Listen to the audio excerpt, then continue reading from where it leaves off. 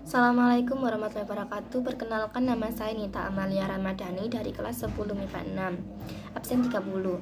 Di sini saya akan menjelaskan tentang politik pemerintahan dari Kerajaan Gorontalo.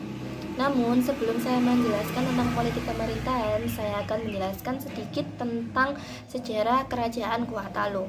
Makassar merupakan kerajaan gabungan antara Kerajaan Goa dan Kerajaan Talo. Kedua kerajaan itu disatukan oleh masing-masing penguasanya pada saat itu, yakni Daeng Mantrabia dari Kerajaan Goa serta Karaeng Matoaya dari Kerajaan Talo. Setelah bergabung, raja dari Goa yakni Daeng Mantrabia diangkat menjadi Raja Makassar dengan gelar Sultan Alauddin. Sementara raja dari Talo yakni Karaeng Matoaya diangkat menjadi patih dengan gelar Sultan Abdullah.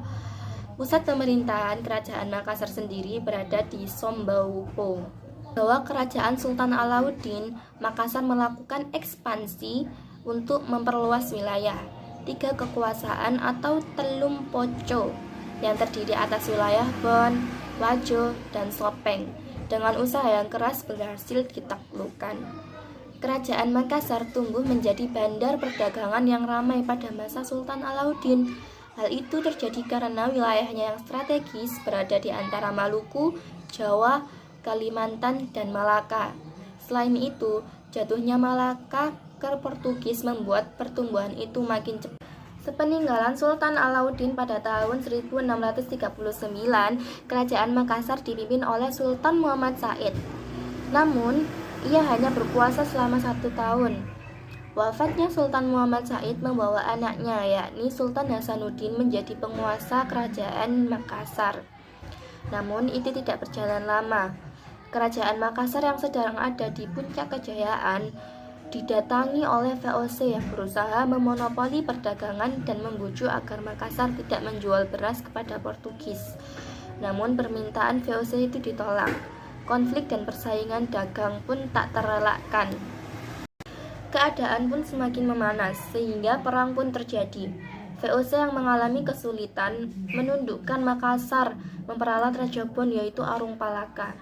Akhirnya, VOC dapat merebut kerajaan Makassar dengan memaksa Sultan Hasanuddin untuk menandatangani perjanjian Bongaya pada 18 November 1667. Dilansir dari media belajar, isi perjanjian Bongaya yaitu 1. VOC menguasai monopoli perdagangan di Sulawesi Selatan dan di Sulawesi Tenggara. 2. Makassar harus melepas wilayah bawahannya seperti Sopeng, Luwu, Wago, dan Bon. 3. Arung Palaka dikukuhkan sebagai Raja Bon. 4. Makassar harus melepaskan seluruh benteng-bentengnya.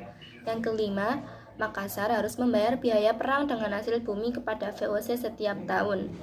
Setelah penandatanganan perjanjian tersebut, Kerajaan Makassar terus mengalami kemunduran dan akhirnya kerajaan tersebut jatuh ke tangan VOC.